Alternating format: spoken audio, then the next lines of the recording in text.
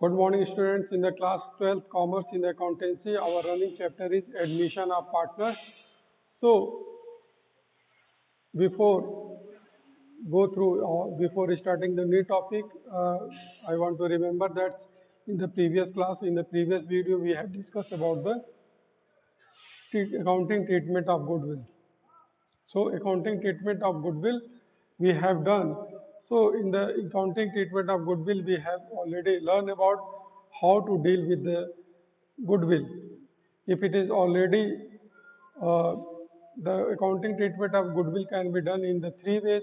If it is, if it is withdrawal or if it is received by the old partner outside the outside of the business, there is no entry required because it is settled outside the business.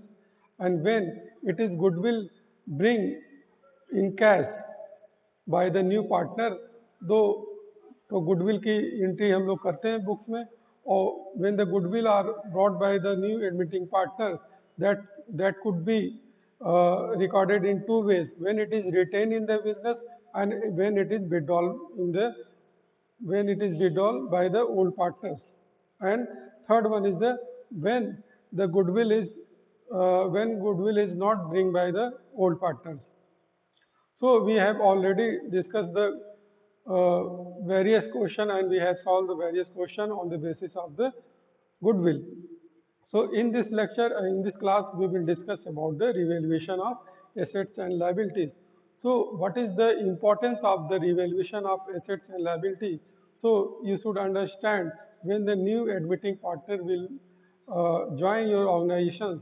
So it is is it realistic that you should give your assets and the various type of the profit and accumulated profit to the new partner that you have already earned by your hard work. तो student हम बात करें तो अगर हम किसी new partner का admission suppose करते हो, हम यहाँ पे किसी का सितंबर 20 सितंबर को हमने किसी न्यू पार्टनर का एडमिशन कर दिया. ठीक है, हमारी ये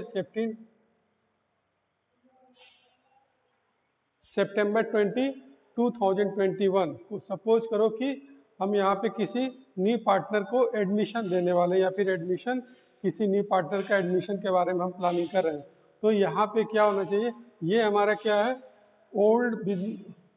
ओल्ड पार्टनर इसमें है, जो कि सपोज करो कि राम और श्याम है इसमें, जो आप कितने साल से बिजनेस को रन कर रहे हो. सपोज करो कि आप जो बिजनेस को 5 ईयर से आप बिजनेस को रन कर रहे हो. ठीक है, यहाँ पे क्या हमारा आ जा रहा है, ये न्यू पार्टनर है जो जिसका नाम है अभिषेक.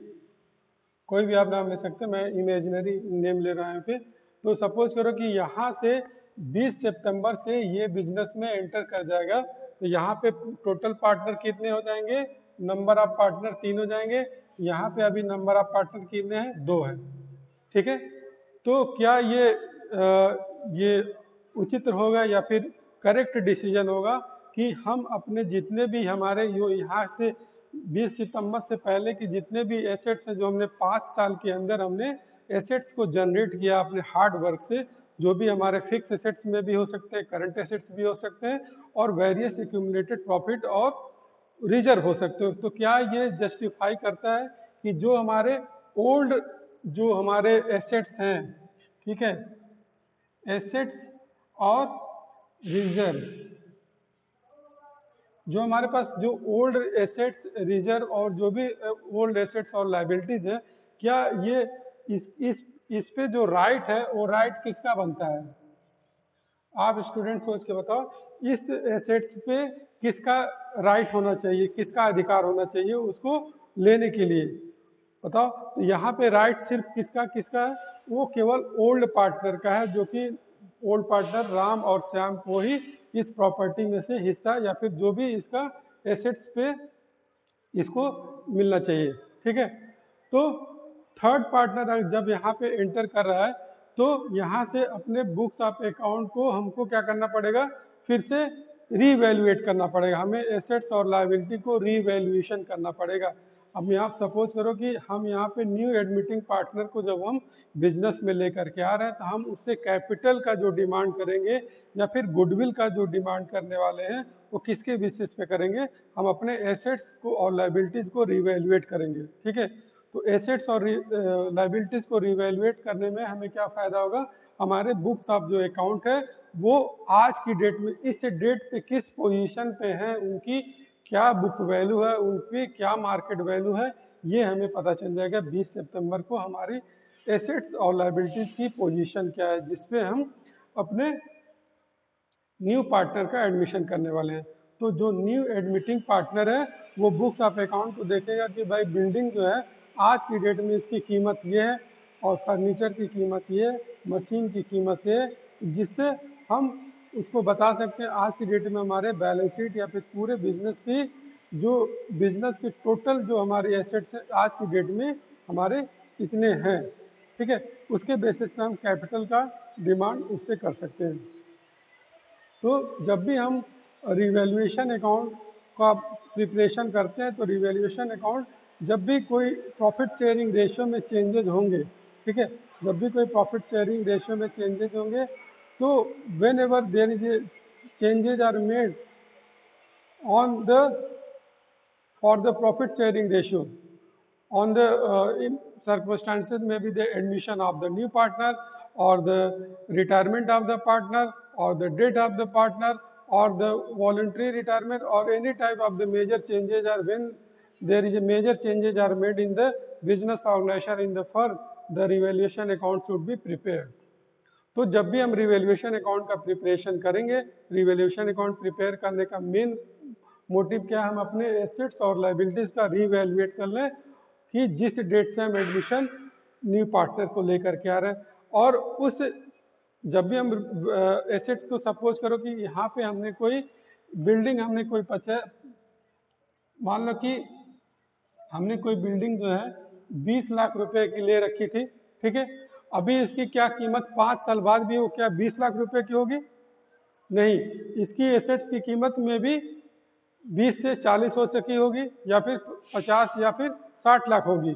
तो क्या इस बड़े जो इस एसेट्स की जो बढ़ी हुई कीमत है या फिर उसका जो प्रॉफिट है उस पर ओल्ड पार्टनर का राइट होना चाहिए या फिर न्यू पार्टनर को भी हमको उसको राइट होना चाहिए? ठीक है, तो यहाँ पे सिर्फ और सिर्फ ओल्ड पार्टनर का ही राइट बनता है, क्योंकि न्यू पार्टनर ने तो अभी वर्किंग स्टार्ट भी नहीं किया है, उसको हम क्यों उसमें शेयर देंगे? तो इसलिए जब भी हम एसेट्स और रिवैल्यूएशन का जो भी एसेट्स और लायबिलिटीज है उसको हमको बिफोर एडमिशन हमें अपने बुक्स ऑफ अकाउंट को मेंटेन कर लेना चाहिए, अपने बुक्स ऑफ अकाउंट को रिवैल्यूएट करना चाहिए और उससे अगर कोई प्रॉफिट है तो उस प्रॉफिट को हम लोगों को क्या करना चाहिए, उस प्रॉफिट को ओल्ड पार्टनर को ओल्ड प्रॉफिट शेयरिंग रेशियो में डिस्ट्रीब्यूशन कर लेना चाहिए before the admission of the new partner. So I hope you got the topic and understand the logic behind the revaluation of assets and liabilities. तो हमें अपने assets और liabilities को before admission कर लेना है थ्रू रिवैल्यूएशन अकाउंट। हमें एक रिवैल्यूएशन अकाउंट को बनाना पड़ेगा। तो उसको रिवैल्यूएशन अकाउंट को बनाने से पहले I want to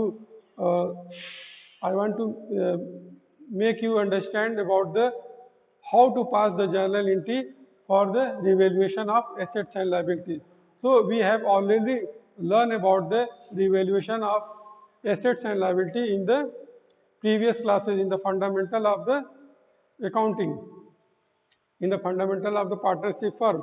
So we have already discussed about the revaluation of journal entry of the revaluation of assets and liability, but in this class we will discuss the various journal entry for the revaluation of assets and liabilities.